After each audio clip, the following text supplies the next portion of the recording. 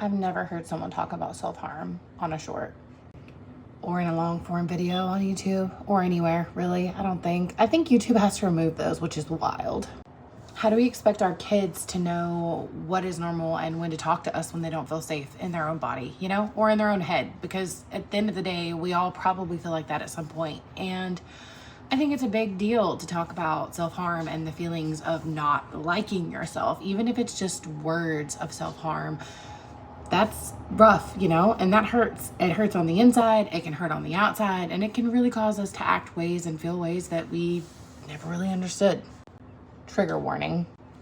I think that the topic of self-harm should be more discussed than it is, and that's just because as someone who is in recovery, I like to consider it recovery because hurting yourself becomes an addiction. And like I said, it can just be words. It doesn't have to be physically hurting yourself.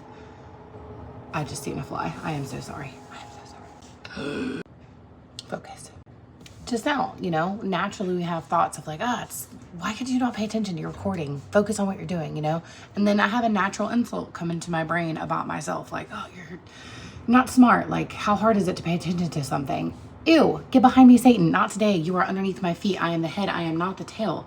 I will not allow that kind of thought process for myself, you know?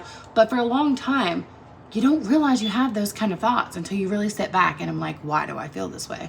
Or your kid says something out loud about themselves and you're like, oh, please tell me you love yourself on the inside, you know? And obviously kids are young and they're like, what does loving yourself on the inside mean? But you can notice when they don't. And so basically, I don't even know where I'm recording this except to say that if you do, or if you know someone who has or does self-harm, you're not alone. Please don't ever feel alone. And there are tons of people out there who do that. This video may not ever make it to the surface or to anyone who it should make it to, but if it does get better. Please know it gets better. You have a choice and you can choose to do whatever you want to do. And if hurting yourself makes you feel better and keeps you sane, as crazy as that sounds, and that's the only coping mechanism that you have right now, give yourself some grace and say a little prayer. You don't deserve to do that to yourself. But if you feel like you do, I'm really sorry.